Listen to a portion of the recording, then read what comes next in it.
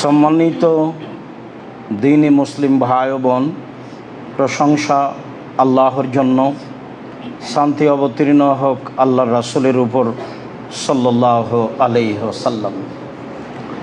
আমরা অবগত আছি আমাদের ধারাবাহিক বিষয়ের কথা, অর্থাৎ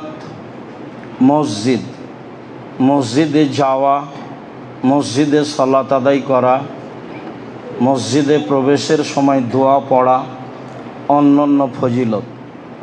আমরা আশা করছি মসজিদের আলোচনা আজকের জুমায় শেষ হবে বলে আশা করি ইনশাআল্লাহ।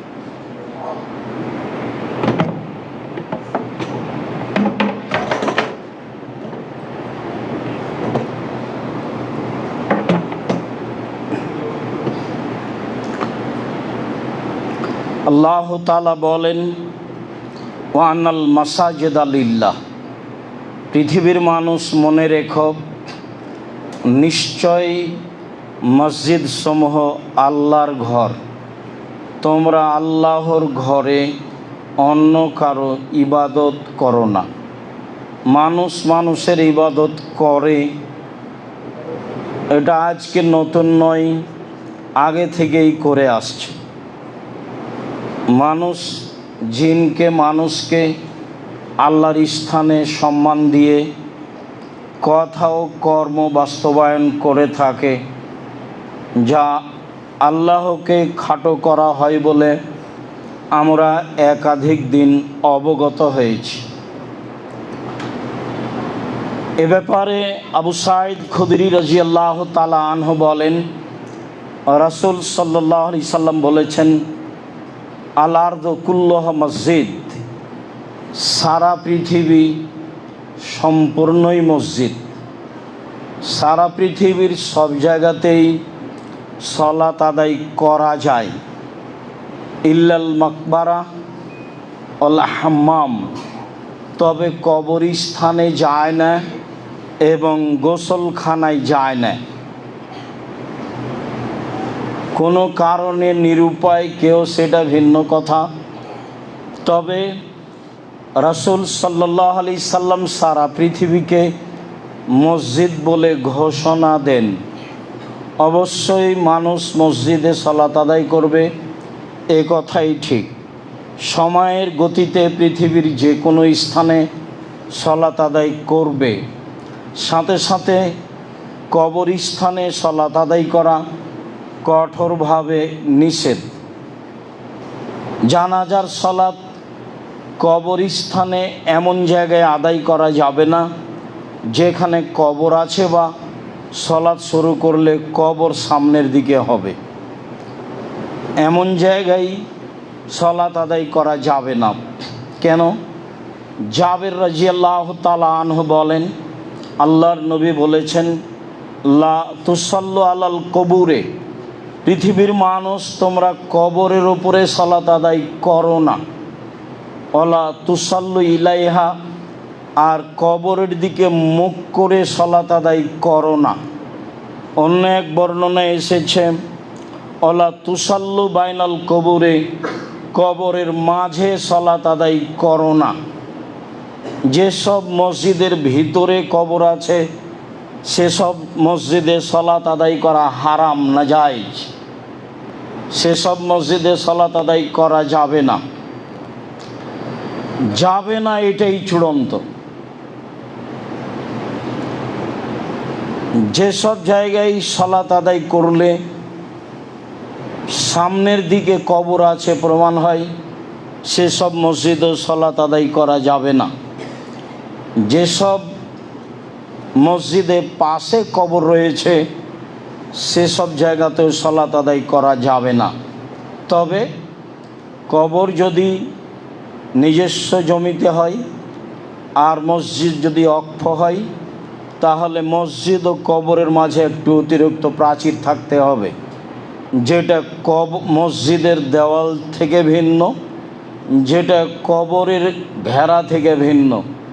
অতিরিক্ত একটি প্রাচীর দিয়ে কবর থেকে মসজিদকে ভিন্ন করে নিতে হবে। আশা যে বিষয়টি আমাদের কাছে দিনের মতো স্পষ্ট হয়েছে।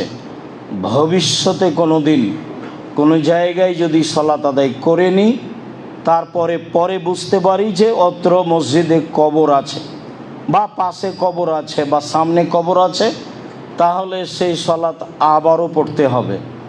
ভালোভাবে মনে রাখতে হবে। আপনি মনে রাখবেন, আরও দিনই ভাই বোনকে বলবেন। যত দিন কথা স্মরণ থাকবে ততদিন আর একজনকে সময় সুযোগে বলতে থাকবেন। এটাই আল্লাহর নবীর আদেশ। আশা যে সকলেই পালন করবেন। ঢাকা শহরের অনেক মসজিদের ভিতরে কবর আছে, যা আপনাদের জানা কথা। সবাই পড়ছে যে এর উত্তর আমাকে আপনাকে দিতে হবে না, সালাত হবে না, এ কথাই ঠিক। এ নিয়ে আর নতুন কিছু বলার নেই। আবু হুরায়রা রাদিয়াল্লাহু তাআলা আনহু বলেন, রাসূল সাল্লাল্লাহু আলাইহি সাল্লাম বলেছেন, সাল্লু ফি মারাবিজিল গানাম, যেখানে ছাগল বাঁধা থাকে সেখানে সালাত আদায় করতে পারো, আদেশ করলেন। আর বললেন, ওয়ালা তুসাল্লু ফি আতানিল ইবিল, যেখানে উট বাঁধা থাকে সেখানে সালাত আদায় করো না। হাদিস সহিহ। রহস্য কি? রহস্য হলো এই যে উট হলো ভয়াবহ প্রাণী। আপনি সেখানে সালাত আদায় করবেন, বিষয়টি আপনার জন্য নিরাপদ নয়। সেই জন্য থাকলো আর একটি কথা, যে ছাগল বাঁধা জায়গায় সালাত আদায় করব আদেশ করলেন, তো ছাগলের পেশাবের ব্যাপার আছে যে, তো সেটা পূর্বের কথা আবারও মনে রাখা ভালো হয়। আসলে আমি কাপড় গাভীর পেশাবে ভিজিয়ে সালাত আদায় করতে বলিনি, তা ছিল একটা পরিস্থিতি। চাঁপাইনবাবগঞ্জের পল্লী এলাকায় বক্তব্য দিচ্ছিলাম। মহিলারা সাধারণত বাড়ির পিছন দিকে সমতল জমিতে পেশাব করতে বসে, পানি ছিটে এসে গায়ে কাপড়ে লাগে। এই কাপড়ে সালাত হবে না, কেননা মানুষের পেশাব ভয়াবহ। মানুষের পেশাবের কারণেই কবরের শাস্তি হয়, এই কথা আল্লাহর নবী বলেন। পক্ষান্তরে হালাল পশু প্রাণীর পেশাবের কথাটা বলা হয়েছিল এইভাবে, যা মৌলিক উদ্দেশ্য ছিল না। একাধিক হাদিস রয়েছে যে আল্লাহর নবী ওই লোকগুলোকে বললেন, যাও তোমরা সাদা কারুঁট যেখানে বাঁধা আছে ওখানে যাও, ওখানে থাকো, উটের দুধ খাও, পেশাব খাও। তা ছিল ওরানা ওকাইল গোত্রের লোকেরা। ওদের মদিনার আবহাওয়া অনুকূলে হয়নি, পেট ফুলে গেছিল। তখন তিনি তাদেরকে উটের পেশাব খেতে বলেছিলেন আর দুধ খেতে বলেছিলেন, যাতে তারা ভালো হয়ে গেছিল। অবশ্যই অপবিত্র হলে পৃথিবীর এত বড় মানুষ খেতে বলতেন না। হাদিস বুখারী মুসলিম।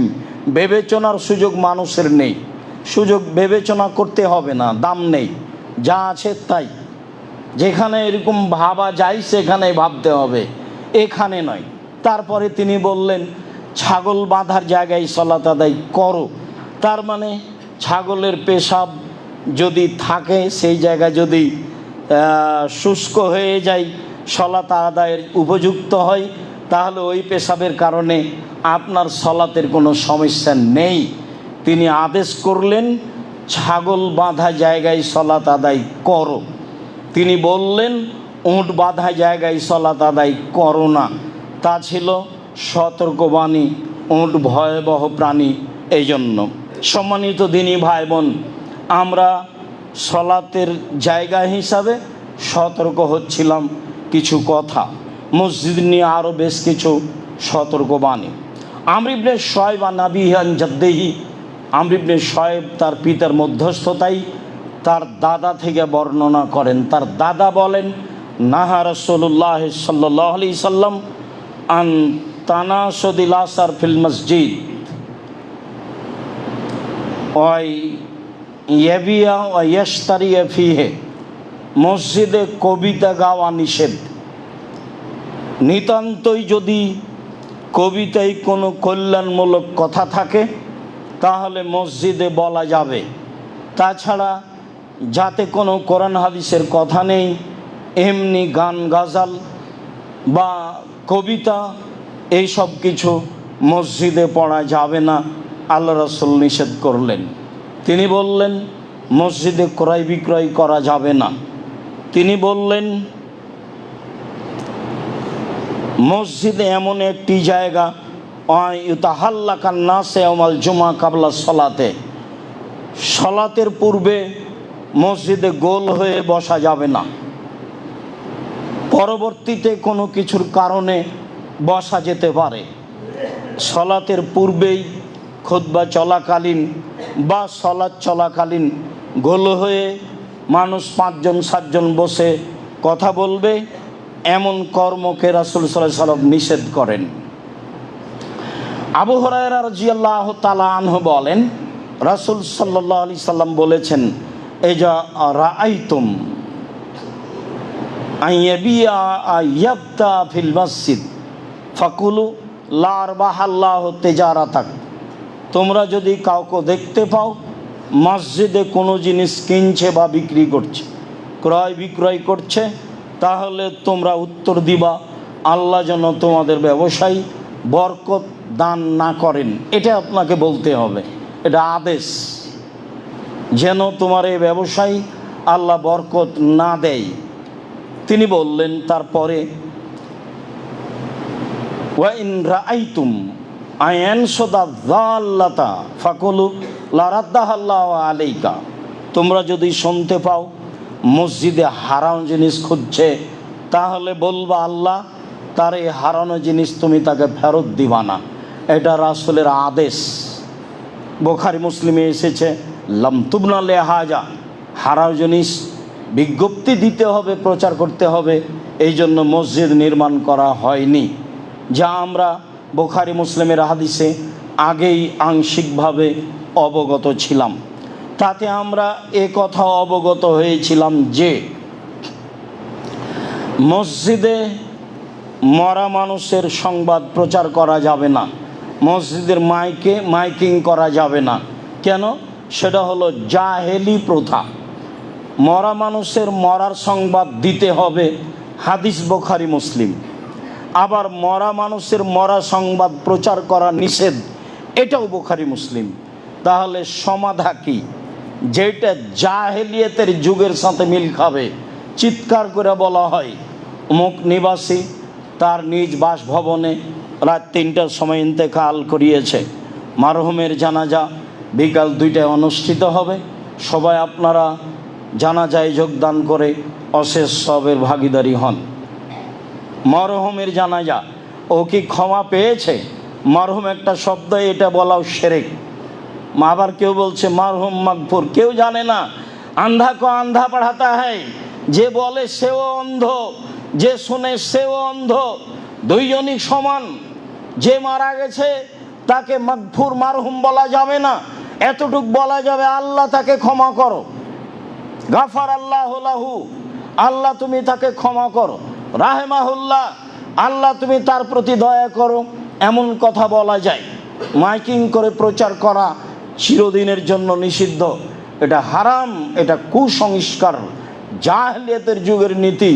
সারা দুনিয়ার মানুষ যদি তার মরার মাইকিং করে তবুও তা বৈধ হবে না, তো অবশ্যই হারাম, তো অবশ্যই নিষিদ্ধ। বলছিলাম হাকিম ইবনে হিজাম রাদিয়াল্লাহু তাআলা আনহু বলেন রাসূল সাল্লাল্লাহু আলাইহি ওয়াসাল্লাম বলেছেন লা ইস্তাকাদু ফিল মসজিদে, মসজিদে কেসাস নেওয়া যাবে না, নিষেধ। কেসাস ভালোভাবেই বুঝি, আমি আপনার ছেলেকে, আপনার ভাইকে, আপনাকে হত্যা করেছি, আপনি আমাকে হত্যা করে নেবেন, এর নাম কেসাস। এটা আল্লাহ বলেছেন কেসাস নিতে হবে। কেউ মাফ করে দেয় সেটা ভিন্ন কথা। বারবার একটা কথা ধাক্কা খাচ্ছে এই পর্যন্ত বলতেই, ইতিমধ্যে কয়েকবার মাথায় ধাক্কা খেলো। বলে রাখি সম্মানিত দিনী ভাই বোন, দুনিয়াতে 3টা পাপ আছে যাতে মানুষকে হত্যা করতে হয়, তবে 2টা পাপে বাঁচার পথ আছে, একটা পাপে বাঁচার পথ নেই। 3টা পাপের কারণে মানুষকে হত্যা করতে হয়। 1, কেসাস, আপনি যদি আমাকে হত্যা করেন, আমার বাপ মা ছেলে মেয়ে আপনাকে হত্যা করে নেবে, এ কথাই ঠিক।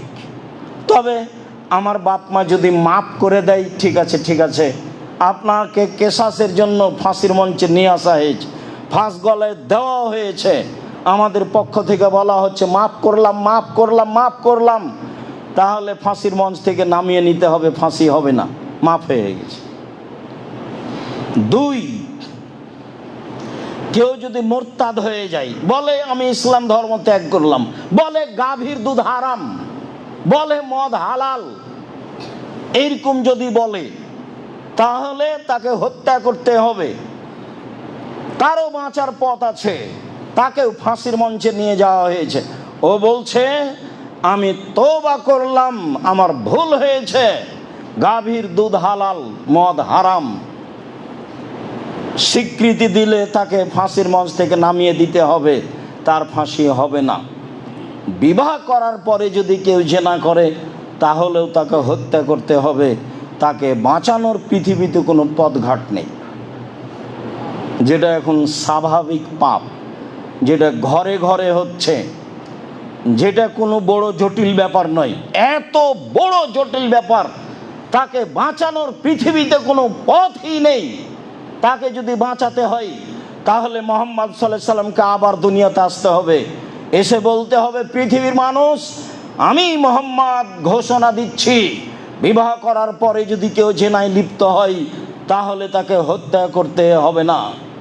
যেহেতু তিনি আর কিয়ামত পর্যন্ত কোনোদিন আসবেন না, কাজে ঘোষণাও কোনোদিন আর হবে না, কাজে বিবাহ করার পরে জেনায় লিপ্ত হলে তাকে রক্ষা করার পৃথিবীতে কোনো পথ ঘাট বের হবে না। এটাই শরীয়ত। সম্মানিত দ্বীনি ভাই বোন, তারপর রাসূল সাল্লাল্লাহু আলাইহি ওয়াসাল্লাম বলেন ওয়াইন শাদালা শার ফিহে, মসজিদে কবিতা গাওয়া নিষেধ। তারপরে তিনি বললেন অন্তুকামাল হুদুদ ফিহে, মসজিদে শাস্তি, নির্ধারিত শাস্তি লাগানো নিষেধ। নির্ধারিত শাস্তি কি? চুরি করেছে হাত কেটে দিতে হবে, এটা নির্ধারিত শাস্তি। অপবাদ লাগিয়েছে 80 লাঠি পিটাতে হবে, এটা নির্ধারিত শাস্তি। অবিবাহিত অবস্থায় জেনা করেছে 100 লাঠি পিটাতে হবে, এটা নির্ধারিত শাস্তি। যেগুলো শরীয়তে নির্ধারিত শাস্তি রয়েছে, সেগুলো মসজিদে বাস্তবায়ন করা যাবে না।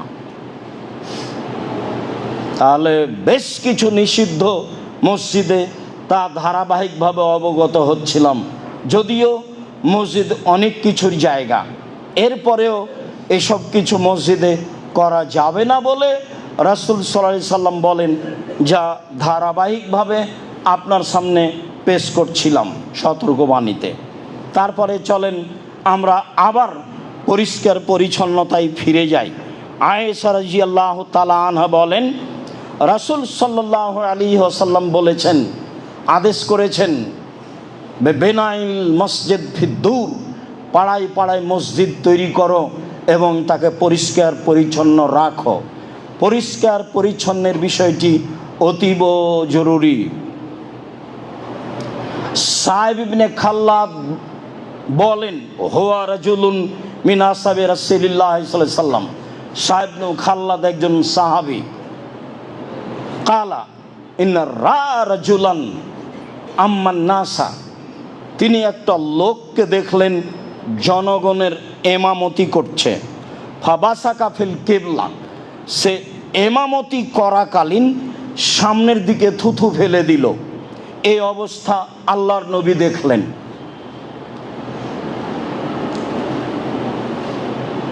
ফাকালা রাসূলুল্লাহ সাল্লাল্লাহু আলাইহি সাল্লাম লিকাওমিহি হিনা ফারাগা লা ইউসাল্লি লাকুম, আল্লাহর নবী জনগণকে বলে দিলেন, এই শোনো, এই লোক তোমাদের এমামতির যোগ্যতা রাখে না। শোনো তোমরা, এই লোক তোমাদের এমামতির যোগ্যতা রাখে না। ফালাম্মা আরাদা আইসাল্লিয়া বাদাহু ফামানাউহু আখবারুহু ক্বালা রাসূলুল্লাহ সাল্লাল্লাহু আলাইহি সাল্লাম, আল্লাহ রাসূল এদের ঘোষণা দিয়েছেন কিন্তু ইমামকে বলেননি। এখন ইমাম না জানা অবস্থায় ইমামতি করার জন্য গেছে, তখন জনগণ বলল আল্লাহর নবী আপনাকে আমাদের ইমামতি করতে নিষেধ করেছেন।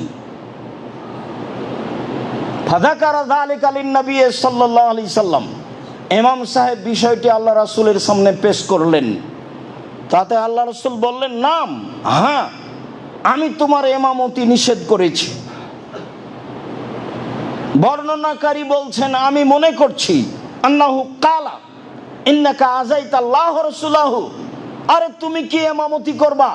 তুমি আল্লাহকে কষ্ট দিয়েছো, তুমি তার রাসূলকে কষ্ট দিয়েছো, সামনের দিকে থুথু ফেলো মানে? আল্লাহর নবী এই পর্যন্ত বলেছেন তাকে, আরে তুমি কি ইমামতি করবা? তুমি সামনের দিকে থুথু ফেলে আল্লাহকে কষ্ট দিয়েছো, আল্লাহর রাসূলকে কষ্ট দিয়েছো। এরকম কাজ আল্লাহকে কষ্ট দেওয়া যায়? এ কথা আল্লাহর নবী বলছেন। জি, মানুষ যদি যুগকে গালি দেয় তাহলে আল্লাহকে কষ্ট দেওয়া হয়। যদি মানুষ আর একজনকে আল্লাহর জায়গায় বসিয়ে দেয় তাহলে আল্লাহকে কষ্ট দেওয়া হয়। এই কথা আল্লাহ রাসূল বলেছেন, ইয়াসুব্বুনি ইবনু আদম ও ইয়াসুব্বুদ-দাহারা, ইবনু আদম, আদমের ছেলে মেয়ে আমাকে কষ্ট দেয়, ওরা যুগকে গালি দেয়। ওয়ানা দাহার, আমি নিজেই হচ্ছে যুগ। উকাল্লিবুল লাইলা ওয়ান নাহারা, আমার আদেশে যুগ চলে। কেন তারা বলবে যুগ খারাপ? বলতে পারে যুগের লোকেরা খারাপ। তারা কেন বলবে যুগ জামানা খারাপ? এ কথা কেন বলবে? যুগ জামানা তো আমি নিজেই, আমার আদেশে যুগ জামানা চলে। যুগ জামানা খারাপ মানে আমি খারাপ, আমার আদেশ খারাপ। বলতে হবে যুগ জামানায় বসবাস করে যারা তারাই খারাপ।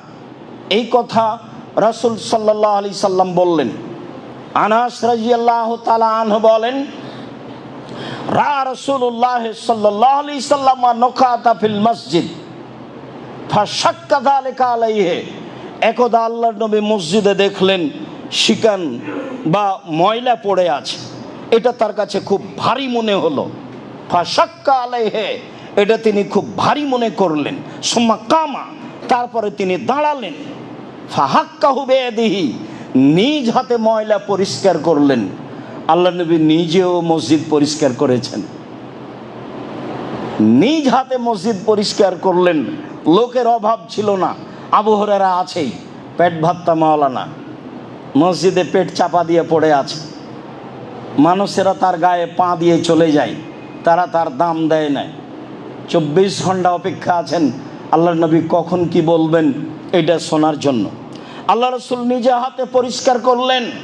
তারপরে বললেন, অন্নার রাজুল ফাসাল্লা, মানুষ সালাত আদায় করে, ফাইন্না মুইনাজি রাব্বাহু, যখনই সালাত আদায় করে তখন সে চুপে চুপে আল্লাহর সাথে কথা বলে। ফাইন্না রাব্বাহু বাইনাহু ওয়া বাইনাল কিবলা, তার প্রতিপালক থাকেন তার মাঝে আর তার কিবলার মাঝে, তার প্রতিপালক থাকেন তার মাঝে আর তার কিবলার মাঝে। তাহলে সামনের দিকে থুথু দিলে তো আল্লাহকে কষ্ট দেওয়া হবেই, সামনে তো আল্লাহ আছেন। এর অর্থ এই নয় যে আল্লাহ সব জায়গায় বিরাজমান। আল্লাহ তার স্থান থেকেই আপনার সামনে অবস্থান করছেন। আপনি সামনে থুথু দিলে তাকে কষ্ট দেওয়া হবে, এ কথাই ঠিক। তিনি বললেন, ফালা ইয়াবসুকান্না আহাদুকুম কিবলাতা কিবলাতিহি কিবলা কিবলাতিহি, অবশ্যই তোমাদের কোনো ব্যক্তি যেন সামনের দিকে থুথু না ফেলে। ফালিয়াবসুকান ইয়াসারিহি, প্রয়োজন হলে বামে ফেলবে। আও তাহাতা কাদামিহি, প্রয়োজন হলে পায়ের নিচে ফেলবে। সুম্মা আখাজা রিদাহু তারাফা রিদাইহি, তারপর তিনি তার চাদরের এক পাশ ধরলেন। ফাবাসাকা ফিহে, তার গায়ের চাদরের এক অংশ ধরে সে অংশে থুথু দিলেন। সুম্মা রাদ্দা বাজুহালা বাজিন, তারপর একটা আরেকটার সাথে জড়িয়ে এইভাবে হাত দিয়ে ডলে দিলেন। একটা আরেকটার সাথে জড়িয়ে এইভাবে হাত দিয়ে ডলে দিলেন। তিনি বললেন, ওয়াফালো হাকাদা, অন্যথায় এমনটা করবে। তাহলে বাম দিকে তো এখন থুথু ফেলা যায় না, মসজিদ তো যা হওয়ার তাই। পায়ের নিচেও থুথু ফেলা যায় না, মসজিদ তো যা হওয়ার তাই। তাহলে এখন কি করতে হবে?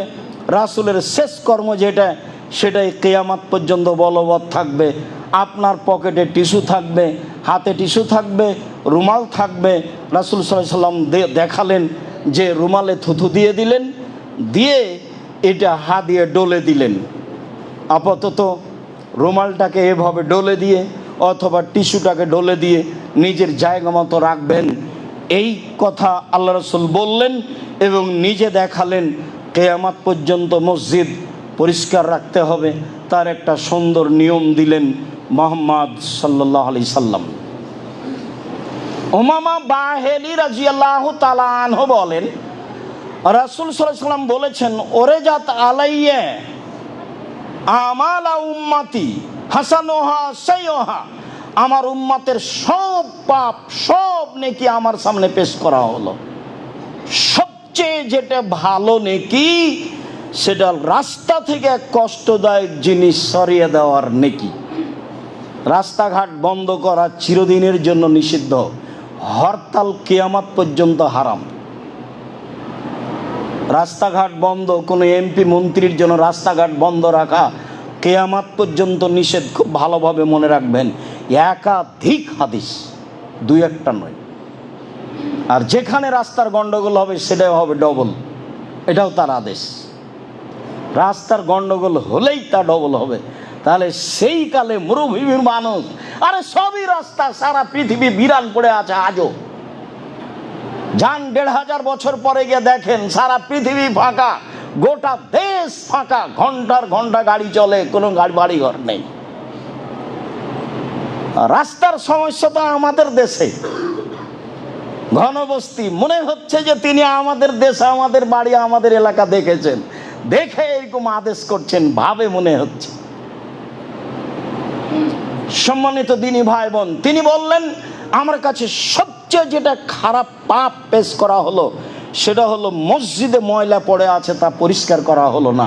এই পাপ আমার কাছে সবচেয়ে খারাপ। পরিষ্কারের বিষয়টি খুব ভালোভাবে যারা আপনারা মসজিদের তদারকি করেন, দেখাশোনা করেন, সভাপতি হিসাবে, মুতাল্লি হিসাবে, সেক্রেটারি হিসাবে, মসজিদে ঢোকার সাথেই আপনি বারান্দা থেকে দেখা শুরু করবেন মসজিদের অবস্থা কি, ঝকঝকে হয়ে আছে কিনা, পরিষ্কার ঠিক আছে কিনা, মাদুর ঠিক মতো আছে কিনা, সব কিছু সাজানো গোছানো কিনা, সব আপনাকে তদন্ত করতে হবে। এর নাম দায়িত্বশীল। সম্মানিত দিনী ভাই বোন, মসজিদে ঢুকলে দুয়ার কয়েকটি পদ্ধতি। উসাইদ রাদিয়াল্লাহু তাআলা আনহু বলেন, আল্লাহ নবী বলেছেন, এজা দাখালা আহাদুকুমুল মসজিদা ফালিয়াকুল আল্লাহুম্মা আফতাহ লি আবওয়াবা রাহমাতিক। এটা তিনি আদেশ করলেন, কেউ যদি মসজিদে ঢোকে তাহলে সে যেন বলে, আল্লাহুম্মা আফতাহ লি আবওয়াবা রাহমাতিক, তোমার রহমতের দরজা আমার জন্য খুলে দাও। ওই যা খারাজা মিনহু, আর যখন বের হবে ফালিয়াকুল, সে যেন বলে, আল্লাহ নবী আদেশ করলেন, আল্লাহুম্মা ইন্নী আসআলুকা মিন ফাজলিক, আমি তোমার অনুগ্রহ চাচ্ছি। ব্যবসা বাণিজ্য, দোকান খুলছি, টাকা পয়সা বেশি করে দাও, দোকানে লস হয় না যেন। সলাতে এসেছিলাম, দরজা রহমতের খুলতে বলেছি, আর এখন যাচ্ছি, বলছি ফাজল দিয়ে দাও, দোকান খোলার সাথে সাথে যেন মানুষজন আসে, বিক্রি হয় যেন বেশি। মনে একটু ভাববেন, ও তো ফাজল, ও তো এভাবে বুঝেননি, কোনোদিন খেয়াল করেননি। মানে এখন তো চলে যাচ্ছি, ফাজল যাচ্ছি। ফাজল কি? ব্যবসা বাণিজ্য, টাকা পয়সা, জমি জায়গা, গরু ছাগল, আহাল পরিবার, যার নাম সম্পদ তার নাম ফাজল। মসজিদ থেকে বের হয়েছে, এখন সে ফাজল অনুগ্রহ করব, খুঁজবো, তল্লাশি চালাবো, কোথায় আছে তার ফাজল অনুগ্রহ। বহুবার বলেছি বসে থেকে খাবেন না, ছেলের উপার্জন খাবেন, এটা যেন মাথায় না আসে। যতদিন কাজ করে খেতে পারবেন ততদিন কাজ করে খাবেন, এ কথাই ঠিক। নিজ হাতে উপার্জন করে খেতে শিখুন, সবচেয়ে উত্তম খাদ্য। দাউদ আলাইহিস সালাম নিজ হাতে উপার্জন করে খেতেন, আল্লাহ রাসূল তার অনেক প্রশংসা করেছেন। বলছিলাম, আব্দুল্লাহ ইবনে আমর ইবনে আস রাদিয়াল্লাহু তাআলা আনহু বলেন, কানান নবী সাল্লাল্লাহু আলাইহি সাল্লাম এজা দাখালা ইয়াকুলু, আল্লাহর নবী মসজিদে ঢুকলে বলতেন, এবার তার নিজ কর্ম, তিনি বলতেন, আউযু বিল্লাহিল আযীম ওয়া বিওয়াজহিহিল কারীম ওয়া সুলতানিহিল কাদীম মিনাশ শাইতানির রাজীম। মহান আল্লাহর কাছে আশ্রয় চাচ্ছি, মহান আল্লাহর সম্মানিত মুখের মাধ্যমে আশ্রয় চাচ্ছি, ক্ষমতাধর সত্তার রাজত্বের মাধ্যমে আশ্রয় চাচ্ছি বিতাড়িত শয়তান হতে। এইটুকু বললেই শয়তান তখন বলে, ফাকাত বারিয়া মিন্নি সায়রাল ইয়াউমে, ও বেঁচে গেছে আমার থেকে সারা দিনের জন্য, ও বেঁচে গেছে আমার থেকে সারা দিনের জন্য, সারা দিন আমি তার ক্ষতি করতে পারবো না। আল্লাহর নবী ঢুকলে এই কথা বলতেন। আগেরটা হলো আদেশ, আল্লাহ রাসূল আদেশ করেন, এবার তিনি নিজে বলছেন, আউযু বিল্লাহিল আযীম ওয়া বিওয়াজহিহিল কারীম ওয়া সুলতানিহিল কাদীম মিনাশ শাইতানির রাজীম। দুয়ার বইটা পড়বেন, দিন রাত বলছি, যাওয়ার সময় বইগুলো নিয়ে যাবেন। আপনি আসল সদস্য, আপনি জামিয়া সালাফের 1 নম্বর সদস্য। আপনার সাথে আমার কত আন্তরিকতা তা আপনাকে আমি বুঝাতে পারি না। মানুষের কোটি কোটি টাকার যত দাম আছে, আপনার 10 টাকার আমার কাছে তার চেয়ে অনেক বেশি দাম আছে। দেশের সবচেয়ে বৃহৎ প্রতিষ্ঠান চলে আপনার 10 টাকার মাধ্যমে। অবাক হতে হয়, যার কারণে মাঝে মধ্যে শুকরিয়া আদায় করে সিজদা করি। মাসে 40 লাখ টাকা লাগে জামিয়া সালাফে বেতন। যখন তখন আরবি মেহমান অবস্থান করেন। এই যে কালকে গেলেন 3 জন আরবি মেহমান, লক্ষ লক্ষ টাকা তাদের পিছনে খরচ আছে। মদিনার খুব বড় বড় বিদ্বান কয়েকজন, তার মধ্যে একজন আসছেন 12 তারিখে। অনেক পয়সা খরচের ব্যাপার আছে। জামিয়া সালাফে এইগুলোকে ভারী মনে করে না। আল্লাহর বিশেষ রহমত, 519 জন ইয়াতীম অসহায় মানুষ আছে। যার কারণে আমি মনে করি আপনার 10 টাকার আমার কাছে অনেক দাম আছে। জামিয়া সালাফিয়া সরকারি অনুদানে চলে না, জামিয়া সালাফিয়া বিদেশি সহযোগিতায় চলে না, জামিয়া সালাফিয়া কোনো বিত্তশালী দিয়ে চলে না। এদেশের একটা ভিন্ন ধরনের প্রতিষ্ঠান, যেখানে প্রায় 5000-এর অধিক ছেলে মেয়ে পড়াশোনা করে, যেখানে 300 জনের অধিক শিক্ষক শিক্ষিকা আছে, যেটা আপনার আমার 10 টাকা দিয়ে চলে। সম্মানিত দিনী ভাই বোন, যার কারণে আপনি আসবেন 200 টাকা, 500 টাকা, 100 টাকা, 2000 টাকা হাতে করে। যাওয়ার সময় একটা ইতিসাম পত্রিকা নেবেন, একটা দুয়ার বই নেবেন, একটা কিছু বই নিয়ে আর একজনকে দিবেন। আপনার 2 টাকাই আমার কাছে 2 কোটি টাকার স্থানে আছে। আপনাকে আমি বোঝাতে অক্ষম, হয়তোবা যার কারণে আপনি না বুঝেই চলে যান, এমনটা হতে পারে, যেটা আমি চাইনি। ফাতেমা রাদিয়াল্লাহু তাআলা আনহা বলেন, দাখালান নবী সাল্লাল্লাহু আলাইহি সাল্লাম ওয়া সাল্লাল্লাহু নবী সাল্লামা, আল্লাহর নবী মসজিদে ঢুকে দুরূদ পড়তেন। এই কথা ফাতেমা রাদিয়াল্লাহু তাআলা আনহা বলেন। তারপরে তিনি বলতেন, রব্বিক ফিরলি জুনুবি, হে আমার প্রতিপালক আমাকে ক্ষমা করো, ওয়াফতাহলি আবওয়াবা রাহমাতিক, তোমার রহমতের দরজা আমার জন্য খুলে দাও। বের হওয়ার সময় তিনি এটাই বলতেন। তবে বের হওয়ার সময়তে শেষ শব্দটা হলো ফাজলিক, এখন যাচ্ছি, তুমি আমার ফাজল অনুগ্রহ দিয়ে দাও। অন্য এক বর্ণনায় এসেছে, ফাতেমা রাদিয়াল্লাহু তাআলা আনহা বলছেন, আল্লাহর নবী ঢোকার সময় বলতেন, বিসমিল্লাহে ওয়াসসালামু আলা রাসূলিল্লাহে। তাহলে সব মিলে কি হবে? সব মিলে হলো এই, প্রথমে যেটা আছে, যেটা আদেশ, সেটা পড়েন, সমস্যা নেই, যেটা দিন রাত পড়ছেন। এরপরে যদি আপনি পড়তে চান তাহলে এভাবে, বিসমিল্লাহে ওয়াসসালামু আলা রাসূলিল্লাহে আউযু বিল্লাহিল আযীম ওয়া বিওয়াজহিহিল কারীম ওয়া সুলতানিহিল কাদীম মিনাশ শাইতানির রাজীম, রব্বিক ফিরলি জুনুবি ওয়াফতাহলি আবওয়াবা রাহমাতিক। এই হলো ঢুকবেন, আবার বের হবেন তখন এইটা বলা যায়। যদি ভারী লাগে, আগে যা বলছিলাম তাই বলবো ইনশাআল্লাহ। আল্লাহুম্মা সাল্লি আলাইহি আল্লাহুম্মা বারিক আলাইহি। আলহামদুলিল্লাহি ওয়াহদা ওয়াসসালাতু ওয়াসসালামু আলা মান লা নাবিয়্যা বাদা। বুরায়দা রাদিয়াল্লাহু তাআলা আনহু বলেন, রাসূল সাল্লাল্লাহু আলাইহি সাল্লাম বলেছেন, বাশশিরিল মুসাইনা ফিদ দুলামি ইলাল মাসাজিদ। মুহাম্মদ সাল্লাল্লাহু আলাইহি সাল্লাম পৃথিবীর মানুষকে সুসংবাদ দিয়ে দেন, যারা রাতের অন্ধকারে মসজিদে যায়, বিচারের মাঠ তাদের জন্য পূর্ণ আলো থাকবে। পৃথিবীর মানুষ, রাসূলের এই কথা মনে রাখা ভালো হবে। আল্লাহর নবী বলেন, পৃথিবীর মানুষ সুসংবাদ গ্রহণ করো, রাতে যারা অন্ধকারে পায়ে হেঁটে মসজিদে যাও, তোমাদের জন্য বিচারের মাঠ থাকবে পূর্ণ আলো। আবু হুরায়রা রাদিয়াল্লাহু তাআলা আনহু বলেন, আমি রাসূল সাল্লাল্লাহু আলাইহি সাল্লামকে বলতে শুনেছি, এজা যা মসজিদে হাজা, কেউ যদি আমার এই মসজিদে নববীতে আসে, লা ইয়াতিহি ইল্লা লিখাইরিন, আসে কল্যাণের জন্য, ইউআল্লিমুহু আও ইয়াতাআল্লামুহু, কিছু কথা শিখে না হয় শিখায়, কিছু কথা শিখে কোরআন হাদিস না হয় শিখে, হুয়া বেমানজিলাতিল মুজাহিদ ফি সাবিলিল্লাহ, আল্লাহর পথে জিহাদ করলে যে নেকি হয়, মসজিদে এসে একটি হাদিস একটি আয়াত শিখলে বা শিখালে সে নেকি হয়। এই কথা মুহাম্মদ সাল্লাল্লাহু আলাইহি ওয়াসাল্লাম বলেন। ওমান জালে গায়রিহি, কেউ যদি এছাড়া অন্য কোনো উদ্দেশ্যে আসে, ফাহুয়া বিমানজিলাতির রাজুলে ইয়ানজুরু ইলা গায়রি মাতাইহি, সে যেন ওই মানুষের মতো যে অন্য মানুষের ব্যাগ বক্তার দিকে খালি তাকায়, যে লোকটার ব্যাগটা কত বড়, লোকটার ব্যাগে যে কি কি আছে বোঝা গেল না। মনে হয় আল্লাহ নবী কি বললেন?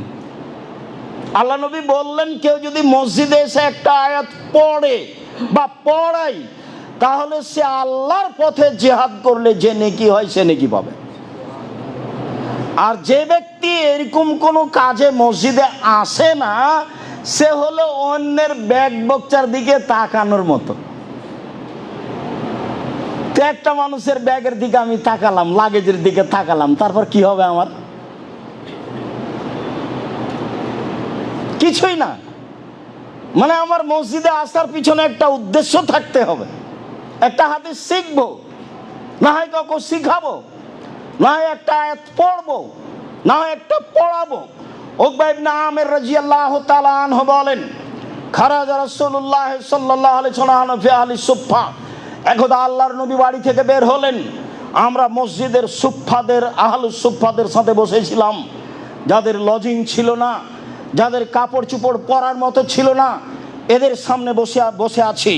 আল্লাহ রাসূল বললেন, এসেই আইয়ুহব্বা আহাদুকুম আইয়াকদুয়া ইলা বাথানা বিল আকিক ফায়াতি বিনাকাতাইন কাওমাইনে বেগাইরে ইসমিন আল্লাহ কাতি রাহিমিন। সঙ্গী সাথী শোনো, কেউ যদি বাথা বাজারে যায়, কেউ যদি কথার কথা ঢাকা কাওরান বাজারে যায়, গিয়ে দুইটা উট পায়, মোটা তাজা, এমনিতেই, চুরিও নয়, আঘাত করেও নয়, ডাকাতি করে নেই, এমনিতেই পাই, তাহলে সে যাবে কি সেদিকে? এটা ভালোবাসে? তো সাহাবীগণ বলছেন, আল্লাহ রাসূল কুল্লুনা নুহিব্বু যালিকা, সবাই ভালোবাসি, সবাই ভালোবাসি, কে না চায় না? এরকম ভাবে যদি পাওয়া যায় তাহলে তো বিশাল ব্যাপার, ও তো 3-4 লাখ টাকা দাম লাগবে। হ্যাঁ, খুব ভালোবাসি। তখন আল্লাহ রাসূল বলছেন, আফালা ইয়াকদু আহাদুকুম ইলাল মসজিদ, তোমাদের কেউ মসজিদে যেতে পারে না, ফায়াকরাউ আয়াতাইনে, মসজিদে গিয়ে দুটা আয়াত পড়বে, খায়রান মিন নাকাতাইনে, দুইটি আয়াত দুইটা দামি লাল উটের চেয়ে বেশি, 3 আয়াত 3টা লাল দামি উটের চেয়ে বেশি, 4 আয়াত 4টা লাল দামি উটের চেয়ে বেশি, যত আয়াত পড়বে তত উটের চেয়ে বেশি। হাদিস বুখারী মুসলিম। কি বিচার করবেন? মসজিদে গিয়ে সালামের পরে দুটা হলো আয়াত পড়ার চেষ্টা করবেন। যদি কোরআন মাজিদ না থাকে 2 রাকাত পড়ে বসে বসে ইখলাস ফালাক নাস পড়বেন। সালামের পরে বসে থাকবেন, দুটা আয়াত কোরআন মাজিদ পড়বেন। আমাদের দেশের লোক কোরআন কম পড়ে, হজ করতে গেলে পড়ে, শুধু খালি ওর ঠগার পাতা, ও খালি হুজুর খালি ঠগিয়ে দিয়ে ঝগে, এখানে কোরআন মাজিদ পড়ে না। তো কাবা ঘরে গিয়ে হজ করতে গিয়ে কোরআন মাজিদ পড়ে, তো কোরআন মাজিদ পড়লে অক্ষর প্রতি 10 নেকি হবে, কাবা ঘরে হেলান দিয়েও পড়লে হবে, জঙ্গলে পড়লেও হবে, 10-10ই থাকবে। তফ করলে হবে, সালাত আদায় 2 রাকাত করলে হবে, বলে কে? সবাই তো বেদাতি, প্রায় সবাই প্রায় মুশরিক, কে কাকে বলবে? তখন এরা কোরআন মাজিদ ধরেছে ওখানে গিয়ে, আর বাকিগুলো বলছে চলো মদিনায় গিয়ে 40 ওয়াক্ত। এই হলো হজ। এরা কোরআন আর ওরা হলো মদিনায় গিয়ে 40 সপ্তাহ, এই নিয়ে হজ। টাকাটা এবারে 16 আনাই লস, এখানি লস হয়ে গেছে ঢাকা হাজি ক্যাম্পে। আমি বুঝাতে অক্ষম। সম্মানিত দিনী ভাই বোন, রাসূল সাল্লাল্লাহু আলাইহি সাল্লাম এভাবে বললেন, মসজিদে কোরআন মাজিদ পড়তে অভ্যাসী হই। আলোচনার শেষে চলে আসলাম। আবু হুরায়রা রাদিয়াল্লাহু তাআলা আনহু বলেন, রাসূল সাল্লাল্লাহু আলাইহি সাল্লাম বলেছেন, মান নাফাসান মুমিনিন কুরবাতান মিন কুরাবিদ দুনিয়া নাফাসাল্লাহু আনহু কুরবাতান মিন কুরাবি ইয়াউমিল কিয়ামা। কেউ যদি কোনো মানুষকে, দুনিয়াতে বিপদগ্রস্ত মানুষকে যদি উদ্ধার করে, তাহলে আল্লাহ তাকে বিচারের মাঠে উদ্ধার করবেন। এ ওয়াদা আল্লাহর নবী করেছেন।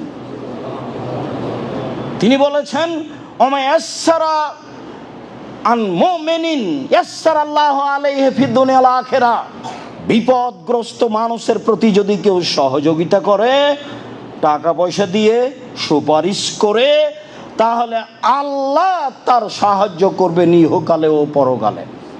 তিনি বলেন, মান সাতারা মুসলিমান সাতারাহুল্লাহু ফিদ দুনিয়া ওয়াল আখিরা। কেউ যদি মুসলমান পুরুষ নারীর দোষকে ঢেকে রাখে, তাহলে আল্লাহ বিচারের মাঠে এবং ইহকালে তার সব দোষ ঢেকে রাখবেন, কাউকে বলবেন না, কাউকে জানতে দিবেন না। তাই তো আমি বলি, ওই সাংবাদিক আসলেই বলি যে আপনার রুজির কোনো পথ নাই দুনিয়াতে, এই পথ আপনি বাছাই করেছেন। সাংবাদিক সাহেব, আপনার রুজির আর দুনিয়াতে আল্লাহ পথ দেয়নি। আপনার কাজই তো হচ্ছে মানুষের দোষ ত্রুটি উদ্ঘাটন করার লেখা। কেমনে রুজি হালাল হতে পারে? কাজটাই হারাম। সঠিক তথ্য হলেও যেই তথ্য মানুষের মান সম্মানের ব্যাপার, সেই তথ্য প্রকাশ করা কঠিনভাবে নিষেধ। রাসূল সাল্লাল্লাহু আলাইহি ওয়াসাল্লাম এটাই বলেছেন। তিনি বলেছেন, আল্লাহু ফিনাল বিমাকান আল আব্দু ফিনা আখিহি। অতক্ষণ পর্যন্ত আল্লাহ মানুষের সাহায্যে থাকে যতক্ষণ পর্যন্ত মানুষ মানুষের সাহায্যে থাকে। মানুষের উপকারে থাকবেন, কোনো সময় ক্ষতিতে থাকবেন না। যা করেছে করেছে, সব মাপ। যা বলেছে বলেছে, সব মাপ। জীবনে প্রতিশোধ নেবেন না। বহুদিন বলেছি, প্রতিশোধের পাতা ছিঁড়ে দিবেন। যতদিন পর্যন্ত আপনি মানুষের সাহায্যে থাকবেন, ততদিন পর্যন্ত আল্লাহ আপনার সাহায্যে থাকবে। এই কথা মুহাম্মদ সাল্লাল্লাহু আলাইহি ওয়াসাল্লাম বলেন। তিনি বলেন, ওমান সালাকা তারিকান ইয়াতলুবু ফিহি ইলমান সাহালাল্লাহু বিহি তারিকান ইলাল জান্নাহ।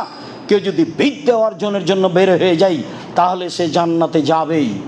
তিনি বলেন, ওমাজতামা কওমুন ফি বাইতিন মিন বুয়ুতিল্লাহ ইয়াতলুনা কিতাবাল্লাহ ইয়াতাদারাসুনাহু বাইনাহুম ইল্লা নাযারাত আলাইহিমুস সাকিনাহ। কেউ যদি মসজিদে বসে বসে কোরআন তেলাওয়াত করে, মসজিদে বসে বসে তাফসির নিয়ে আলোচনা করে, কোরআন তেলাওয়াত করে, ফাজাইলে আমল নয়। বুখারীর দার্স হতে হবে, সঠিক কোরআনের তাফসির হতে হবে। মিথ্যা কথা জাতির সামনে পেশ করবেন, জবাব দিতে হবে।